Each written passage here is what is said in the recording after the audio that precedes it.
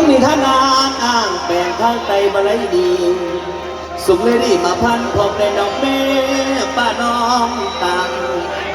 ดูดพลังวิไลลนในกระมนมามีเปียงส่วนคำพังบ่ขาดเพื่อนมีห่างกันพ่อแม่เองเก่ามาถึงบอนบ้านสถานที่โด่งดังปิ่นเคหาคนทุกอยู่น้ำเศร้าอย่างหากในดงนี้ก็พอมีพอได้อยู่เลี้ยงเถิงไก่ดอกเถิงหมูปลูกพืชผักโยค่ะพ่อได้อยู่กินเป็นเองส่งพ่อแม่อยู่รวมยังห่วมกันมานานก็ได้มีบุญตาเกิดมาอยู่ด้วยจังได้น้องนังลาผู้น่าดำมาสู่ผมกับเมียยังดูพ่อปันลูกแน่เต่าบ่มีเบาสิ่งบ่ควานเป็นผู้ฟังผู้เลือดหวานชวนมาเบิ่งเหตุตั้งโออันสิขอสาธุยกดีทางมาบังน้องได้ไพ่ดวงดาวน้ำลูกสาวผู้ดำมองวาสนาคนจนเสี้ยวเขาเอาบอกไปแต่นานคุณได้เบิ่งหัวใจบ้องแรงฉันบ่ปล่อยดอกน้ำตาลูกเลี้ยงมากับแผ่นหักดังตาสองกำตั้งสีดำคือมือสีน้ำฟองบ้านทางด้วยความหักความสงสารความสัมพันธ์บ่ขาดสิ้นกระดิ่งฟ้าดอกแดงมา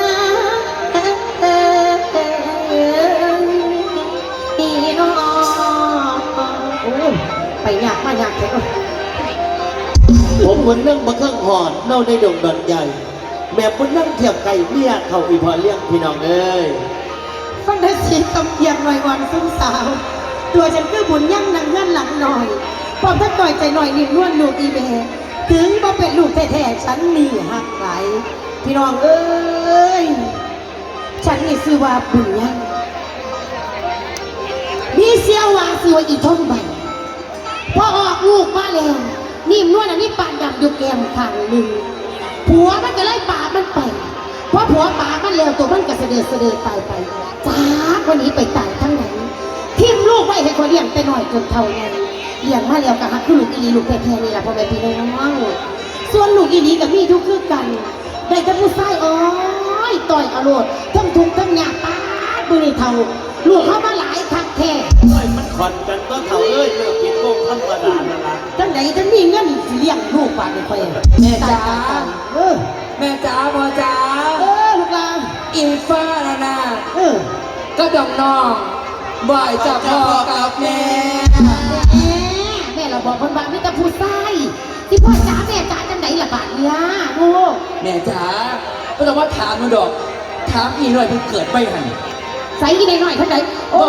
ยอีสบายสบายผีนี่บอกจ้าน้องซี่แกงมันเป็นจังไหนลูกหลานมันอย่างที่ว่าพ่อจ๋าแม่จ๋าจังสิโอ้มันเป็นจังไหนจิตใจล่ะเฮ้ยเพราะว่าเป็นกระเทยจ้าแม่แกมันบ้าเนี่ยเป็นจังไหนมันก็บอกมันแมนเราดูกระดาษต่อให้บ้านสมาธิเบาตรงๆเด้เบาปุ๊กแต่ถามหนังบอกมากมันสี่แล้วมันเป็นกระเทยได้ไถเบาเจ้าไม่ต้องสงสัยว่าลูกไส้เจ้าซีหาคนไปยังคือเป็นกระเทยเห็นบ่ผลอีสุดลาตีสีเลือดหมูเหลี่ยมคือสุดมูหมดนั่นละตัวนี้มันผ้านอกเป็นกระเทยเห็นบ่มันไม่ได้เป็นย้อนควายมันเป็นย้อนควายพนันปุ้ยเห็ดปุ้ยจะเกาะเมื่อพิษว่างมาคักแต่มือนี่ว่าไม่ปล่อยใจเนี่ยที่เหลี่ยมกระโมยแต่แม่ป้าธรรมดาละสู้มือกูเห็นตู้สู้เพราะว่ามันเห็นหัวเข่ามือนี่คือขยันแดงแต่เพราะมันเขาเด็กเพราะมันทุกนักการเขาเป็นอันนั้นแม่บวชกับมาเขาเป็นพิธีก่อนแม่ค่ะสิโอ้ยว่าเด็กเป็นน้ำเขาจ้าเขาไม่เลือกกูจะบอกกูว่าถือกูแล้วเดี๋ยวไหนพวกมาไล่หลายขึ้นเจ้าสะดอกแม่เขาเล่นแดงอาจเป็นยักษ์สี่ไม่ได้เป็นยอดข่อยได้แม่เป็นยอดผู้ใดล่ะอ้วนยอดนี่เล่นเป็นยอดนี่เล่นนี่เล่นเลี้ยงร้านให้เลี้ยงลูกให้เป็นกระเทยคือกับของน้องที่หายไปขายเลยแล้วเถ่าผู้เดียวมาพ่อเป็นอย่างกระซังทอที่มือนี่สังคมยอมรับหมดแล้วก็ให้เป็นคนดีของสังคมและลูกหลานเด้อ เขาเอ้ยบอกเลี้ยงลูกเลี้ยงเต่าใครก็เห็นดีเห็นงามนำส่วนสุดอย่างแต่บ่บอกเลี้ยงเสียวเจ้าเนี่ยคอยศูนย์ประทันเศร้าเนี่ยเอ้ สู ย นอีหยังอีกล่ะบัดนี้ ก็ต้องเป็นหลักเอาลูกก็กลับเขาอย่างตั้งแต่ตีทองปลาหอย แล้วมีห้องสองคนเลี้ยงทางมั่นจนว่าใหญ่ในสาวแล้วบอกเคยมาถามข่าวถามข้าวหาลูกหาเต่าจักเถื่อตั้งแต่หมามันยังหักลูกอันนี้คนกระแทกใครว่ามันสัวก็หมาจะเสียวเจ้าเอ้ย มันก็ซัวเข้ามาน่ะแล้วจะไปซ่ามันพอมันสัญญาว่ามันได้ดีมันสิขึ้นมา ได้ดีแค่สิมาก รอต่อไปมาของบ่ให้มาเด้อของอย่างจนแม่เป็นสาวเนาะลูกหลานเนาะ แม่ละจ้าแม่จ้าพ่อจ้าก็ต้องไปบอกหาเพิ่นดอกผู้เพิ่นบ่ได้เรียนน่ะสร้างเพิ่นเถอะพี่พ่อกับแม่ที่เป็นคนเรียนนิ่มนวลมากบุญคุณครั้งนี้น่ะนิ่มนวลบ่มีมือลืมดอกจ้าพ่อกับแม่ เบาดีต้นละเขาเอ้ย อย่างมากกับหัวจักพ่วงหัวจักจางหัวจักเบาเรียกการงานสร้างตัวกินทุรังเรียบร้อยไปลูกเอ้ย แม่จ้าเวียกนั่นนั่งทำทุกอย่างบ่ได้ว่างดอกจ้าม่านราเจ้าอย่าห่วงเลยหมูก็เกลียแล้วไก่ก็เกลียแล้วหมาก็เกลียแล้วน่าสมควรเนาะ ด้วยชั่วจังสั่นซุ่มโมชนิพากันเปลี่ยนซื้อแล้วอย่าง เปลี่ยนเป็น อิงฟ้า ชาลอดโอปอ ซื้อหยังนั่นน่ะ คือยังไงที่น้อยๆหนึ่ง เอาผู้บ่าวถามแต่ถ้าได้เขียดโยม ติดมาท่านติลูกโอ้ยจังสี่แล้ว โอ้ยซื้ออิงฟ้าชาลดโอบปอดอหย่างนะมาคิดพลาดอย่างกันน้อยๆนะแก่ผ่าโดนหน้าแล้วกันตามโดนนั่นบ่ได้น้อยมาคิดซื้อแล้วออกน้อยๆน่ะทำน้อยๆแหล่ๆซะเหรอแม่เออย าวา ฮะแม่สั่นแม่ ที่มีที่มีหน่อยเขา จิมี่ติแม่ เออ ไอ้ลูกกระยอดน้องยอดนุ่งเล่นแบงสละแม่ช้าพอดีละแก่ครบฟันให้หนูนะแม่ ฝันว่าจะไหนลูกนะ เมื่อคืนน่ะหนูกันมางูเดี๋ยวมาหัดหนูฉันได้เลยเนี่ยแม่หัดตั้งแต่แล้วก็เรื่อยขึ้นมาตั้งทั้งนะแม่ โอ้งูตัวใหญ่ปะละลูก โตเนี่ยแล้วเนาะซ้ำแขนเลยเพียว ไม่บาดงวดนี้นี่เลข8 8118อีกแล้ว ๆมันมาเป็นแปด นี่นั่น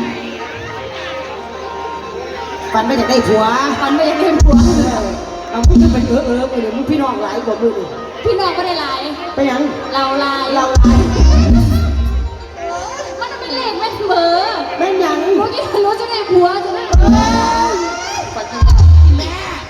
ขอความอนุญาตเตะปากลูกสาวเจ้าได้บ่ เอ้ยโลดเป็นพวกอะไร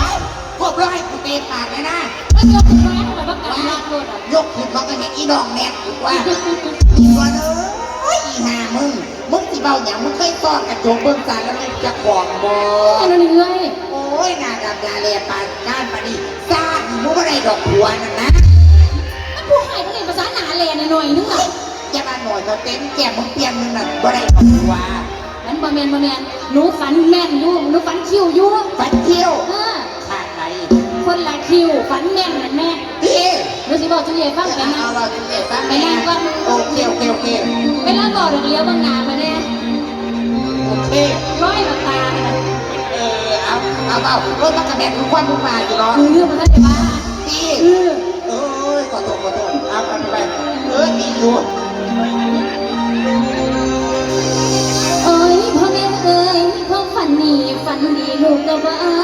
ตามตำราว่าไว้คนเท่าเพิ่นจามนุษย์ในโลกลากะล้วนแต่มีบุญกรรมเป็นทุนพาพบประจวบจริงลิงทองเมื่อเทมันพาพ่อวลีล้อโลกีบ่มีขีดดอกหน้าคนมีคู่ครอง คนหัวเกิดอยู่ทองก็มีแม่มันดา มีบิดาเขียนสอนจังเคยเป็นคนใด ตั้งแต่คนจนให้อนาถาเทียมแทบพ่อเอ๋ยยังมีผัวอยู่ซ้อน ฉันนี้ก็ยอมมี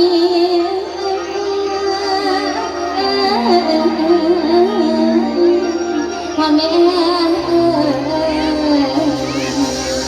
เพิ่นก็ยังว่านั่นได้ไหมตั้งแต่คนจนให้อนาถาทุกขมอดยังมีผัวอยู่รวมนอนสอดกองกายภาษาอย่างผู้ให้ใจบวมคือกาย อันทั้งในขาวตัวมันเป็นสีดำค่ะเหมือนตัวแม่ จะมาเบาไหลขอฝาสิผ้าปากผู้เดียวนี่ข้างในขาวจัวจังไหนตั้งแต่น้อยทองใหญ่กูบ่เคยเห็นข้างในกูขาวจัวแม่มันจะเสียดอก ไม่เคยเจ้า แดงกระบอกในตาแลยุคปีอันนั้นอยู่หนาเว้ยพี่อันตาเยี่ยมแนบคือเลยกระบอกมีผู้ขาวดอกพี่บ้า ว้าไอ้เก่งมาเบาพี่น้องเคยขอนแก่นไม่พวกขาว ขาวย้อนหยัง ๆฮะ ขาวย้อนหยัง ข บ่รู้ละแต่มันนั่งอยู่นี่หนูคิดว่าซึมขึ้นมาแล้วล่ะแม่ ว้ายอันนี้ถามพอมึงเบิ่ง มันจะเก่าเถียงกัน